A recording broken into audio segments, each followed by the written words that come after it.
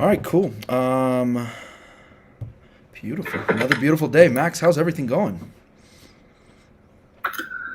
It's going good. What about Good. you, Chris? I'm doing very well, very well. So, for those of you that don't know, my name is Chris. I'm lead marketer with the Meter Up series and with Meter in general. This is Max. If you haven't known, because you've been living under a rock, he was the one that was able to get on stage in the Miami BTC conference. Did a little promotion for Dogeboy. If you haven't seen it, we'll link a little clip in the description. We're not going to play it right now because, as I did mention, if you haven't heard of it, you've probably been living under a rock in the crypto world. But we have him on today because I want to hear a little bit more about your story, Max. Obviously there's some interesting stuff going on in the world of crypto right now. We'll have a chance to talk about some of that as well. And get to hear a little bit of insights on some of the things that maybe you have going on as well. But first things first, how's your morning going? Everything going good? I hope it is over there in Tennessee. Yeah, everything's going good. Fantastic. So, yeah, we're over here in California. You're in Tennessee. Communication's a little bit strained sometimes, but luckily the internet solves most of those problems. So, we have a great opportunity, and we appreciate you being on the series. What we're going to be able to do is obviously put you in a position to tell a little bit about yourself and inform the Meter community about not only your story, but also what's funny. And one of the big reasons we had you on is you're actually one of the early investors into Meter in general. So we'll get into that at the end, but I don't want to make this about that. This is mostly going to be about you and hearing a little bit more about your story. So with that being said, maybe you can just elaborate a little bit for me on kind of what got you into crypto, what pushed you in that direction, and kind of sparked the interest in getting into this kind of side of things. Well, I got into crypto about a year and a half ago, right when the crash in March happened, when about COVID, and that was like the best time to get in. And I was getting into just stocks and crypto, just learning about it. And then I started, learning more, watching videos about other cryptos, and then started diving deeper and deeper, like Discord, Telegram, and then now we're here. You got sucked in, huh? Yeah. And what was it about the space that really kind of drew you in? What were some of the most enticing aspects of it? Because it's a very different world here in crypto, and I think all of us that are involved and have been involved heavily for some time now know that we're kind of we're like a separate part of society, I guess, at this point. All the normies, I guess, if you will, don't necessarily understand it. So what really attracted you to this world? What attracted you to this side of what crypto has going on? Well, I mean, at first it was just like the concept of blockchain, just like decentralized, how that's the next step forward in like society, in my opinion, and also the gains. Hey, Enticing gains don't hurt. It's one of the most fun parts of this, and obviously we've been in a little bit of a retracement recently. We've seen some dips all across the market, but I think you kind of hit the nail on the head there, talking about some of the technology that's associated with crypto, with the space. I mean, for me, I look at it, and I've had plenty of conversations with people revolving around Bitcoin and what it really brings to the table, and to me, I think once again you kind of hit the nail on the head, talking about things like blockchain, talking about decentralization, and I think we see a lot of that translating over into something like DeFi, something like what Meter's able to accomplish.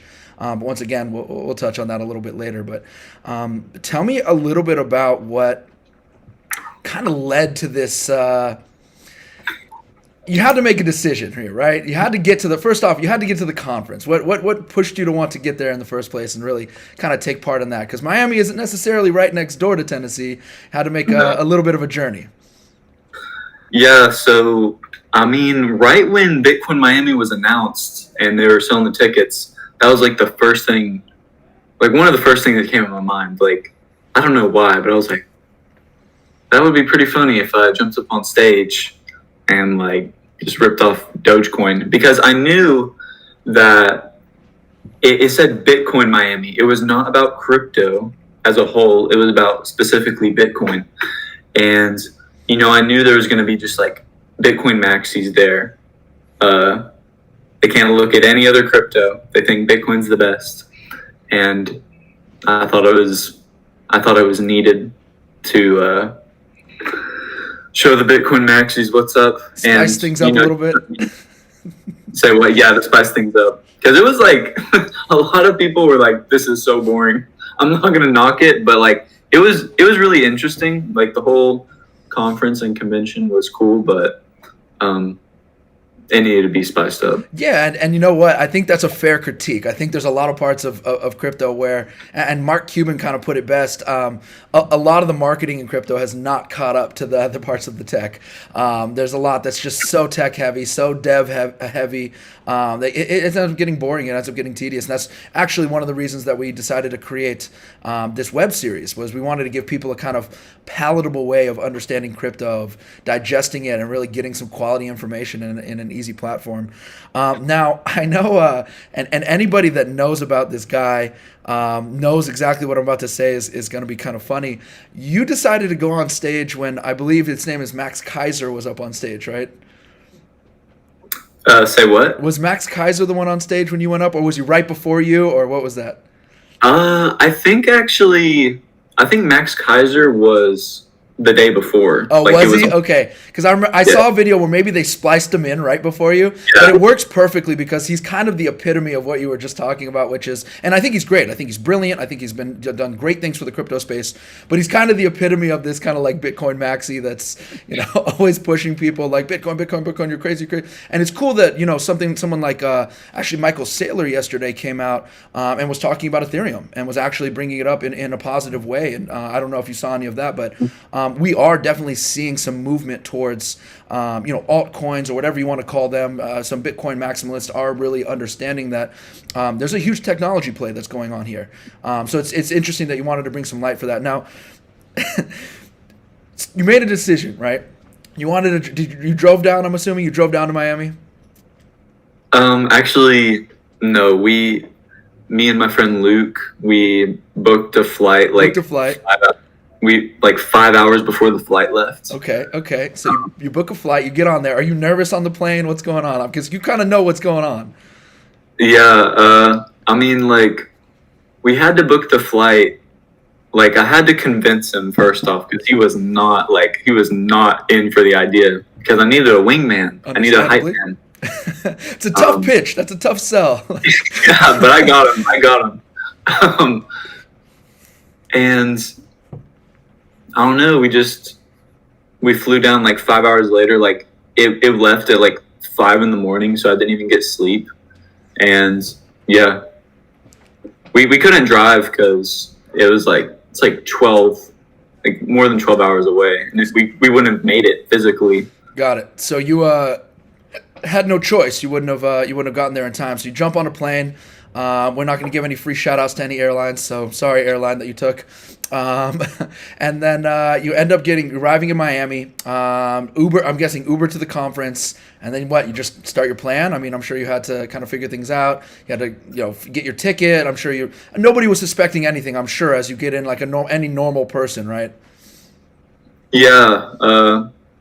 I can't explain exactly how we got in. Sure, but, no problem. we got in, and I knew, I studied the day before the live stream of that big 8-hour live stream of the conference, and I was checking all the angles, and I was making sure there's no security on the sides of the main conference building, because if they're right on the sides ready to go, I wouldn't even be able to do it. Yeah. But when I checked the live stream, there's nobody on the sides, from all the angles I could see. So I knew I had 20 seconds. Nice. And your attire, I've got to say, that was obviously pre-planned. Those rip-off pants were, that was the move, man. That was a necessary component. So I'm guessing you had all that planned out. Did you go shopping beforehand? How did this take place? Yeah. So the breakaway pants, they were actually I've had them for years. My mom gave them to me years ago, and they're just athletic pants with snaps on the side that you can just break off. But they fit in the suit attire pretty well, so it looked like actual dress pants. Okay. But yeah, I got the rest, like the top region, just from Goodwill, like the day before. Smart move. It was Yeah, like you ripped off the $5. pants. I was half convinced you were going to start breakdancing, but then I saw the rest come to fruition. Okay, so you get up there. Obviously, there's some people that are like kind of like cheering. I heard a couple cheers. I heard a couple boos. Obviously, once again, Bitcoin maxis. You're not going to change their mind. Tell me about what happens after the fact, because this got to be just things just start going crazy. I know that you have a pretty established TikTok actually already at the time, and we've actually been working together. What's funny is we've been talking about working together before any of this happened. So then at first I was working with Max, and then after the conference I was now working with Dogeboy. So tell me, yeah, Like, I was wanting to tell like everybody that I like work with and just like associate with in crypto that I was going to do it, but I really told nobody. Like, so I guess it was a pretty big surprise to you. Like, yeah, it was. It really was. And I was talking with some of my other marketing partners, and I was like, you know the guy Max that we had a meeting with? And they're like, yeah. I'm like, check out this video. And they just lost it, man, like completely. It was great. It was fantastic. Yeah, when you sent me that and you were like, oh yeah, I'm in Miami. I was like, okay, cool. And you're like, yeah, check it out. I was like, what? But anyways, yeah, tell me about what happens afterwards, because it's just got to be just a hurricane of stuff going on after the fact. so like, are you talking about like, I'm talking about good stuff. I'm talking about, people propositioning you, wanting interviews, getting Oh, famous, all that kind of good stuff. okay, I thought you were talking about like physically, like after I got off stage. No, But, we don't need to worry about all that part. Okay. Yeah, so like right after I got out of the convention, like I escaped, I went to go eat with my friend. Like we went to this restaurant, and people still didn't know who I was, but like a lot of my crypto friends that I told beforehand, like they knew, like all my Twitter handle, like my Twitter handle, my TikTok handle, they knew who I was, but nobody else did. Like, all the memes were coming out. Everybody on Twitter was going crazy, but still nobody knew who I was. I was just like a mysterious man. You should have had your TikTok handle at the bottom of your shirt. That would have been the move. I actually did, like on the What? back. Yeah, Oh. like if you like go frame by frame, when I turn around, my TikTok handle is like in the shoulder region. Smart move. It's like at Max OTG, but like I only have like 4 frames of that. But what were we talking about? What bringing was up, it? yeah. So bringing up kind of what were some of the events that took place after Yeah. the fact. People propositioning you. I'm sure they wanted interviews. I'm sure there was people that even wanted crazier stuff than that. We don't have to get into all of it, but you basically became a crypto celebrity overnight Yeah, it was to a it was certain crazy. extent. Yeah.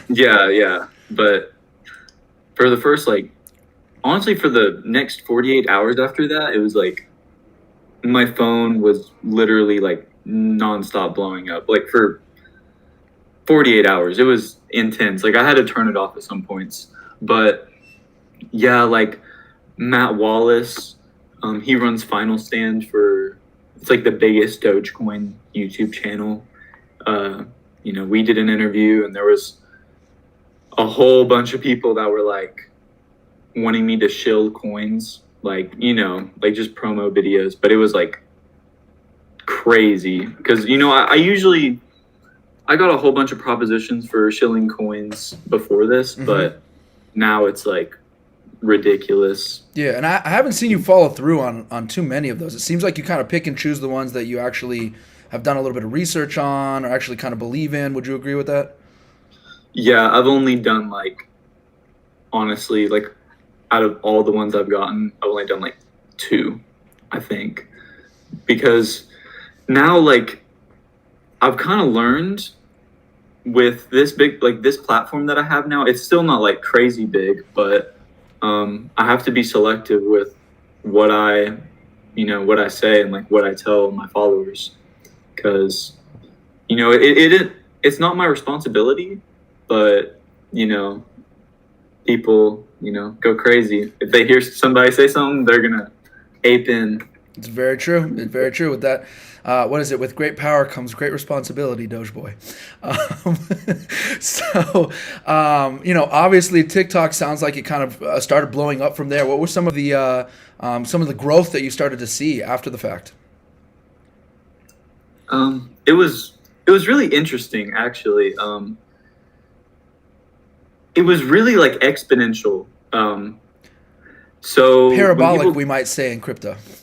yeah, yeah. Um, what? So like nobody knew who I was. People were still finding me, but then on Twitter and on TikTok, it was like growing. People started figuring out who I was, and then those people started tagging me, and then more people started tagging me, and it was just like exponential growth. And it was on TikTok and on Twitter. Nice. And then at like once everybody knew who I was, that's when all the offers came in. But like when I made a TikTok video 2 days before I did the stunt, and it was like basically me predicting or like just calling what I was about to do. And that video had like 1,000 views. Like it was bad in my opinion. Like it only had 1,000 views, like 100 likes, and all the comments were just like, "LOL, do it" and stuff. And then, like 5 hours after I actually did it, I don't know how it happened. Like I think, I don't really know how TikTok works, but I think like a physical person boosted the post, and 5 hours after, like 3 days after the TikTok was made, it just started going, and it started going to everybody in crypto, and everyone was like, "Oh my god, it was him! Like he called it!" And that was crazy. And then like I made some other videos about it, and it was just like exponential. Yeah, yeah, and I know right after that time too, actually, because we'd already been working on it and really talking about it, which is funny because people probably think like, "Oh, Meter went and like propositioned you right after you got famous, and that's why you did like a couple videos." But I mean, like honestly, we were talking about doing it way before any of this happened because Like I think a you month. contacted me first, actually, and you're like, "Hey, I'm an investor. Like, let's do something. Yeah. Like, let's make it happen." And we appreciate you, obviously, showing some love to Meter. I think if you want to give a shout out to the group that you're a part of, actually, I'm sure they would appreciate that to where you actually heard about it as well. Yeah, so I heard about it from Powerful Gems. Powerful Gems was like that was like one of the first calls from Powerful's, and And we can link their Telegram in the description as well.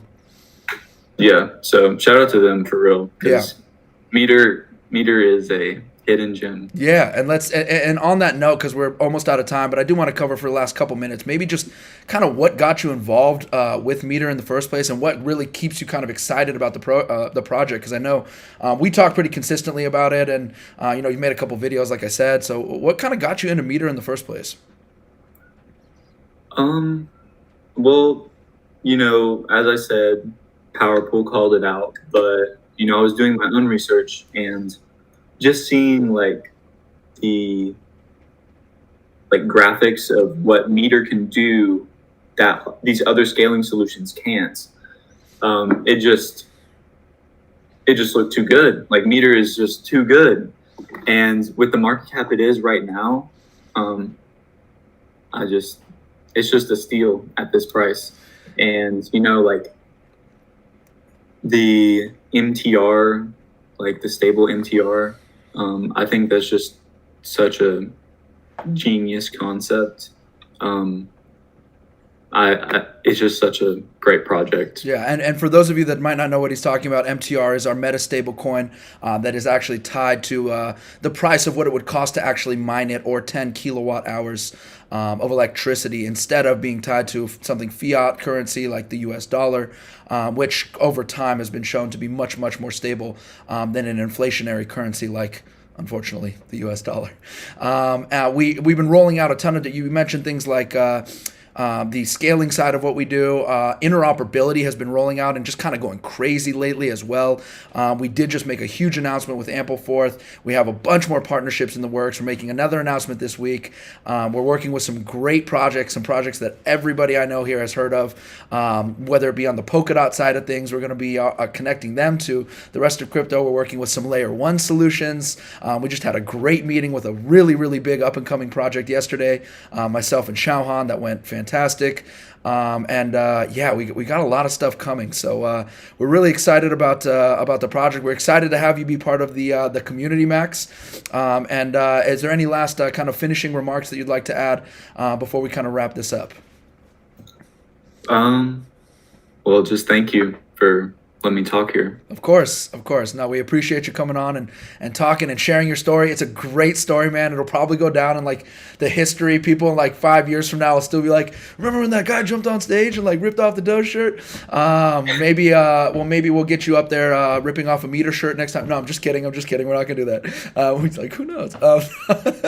We will not be sanctioning any unlawful activity. Don't worry, YouTube community. But other than that, I obviously we want to say thank you for coming on and spending part of your morning with us. It's been a pleasure having you. Thanks for sharing your story, and of course we value you as an early member of the Meter community. So we're looking forward to working together in the future, and obviously there's nothing but blue skies from here.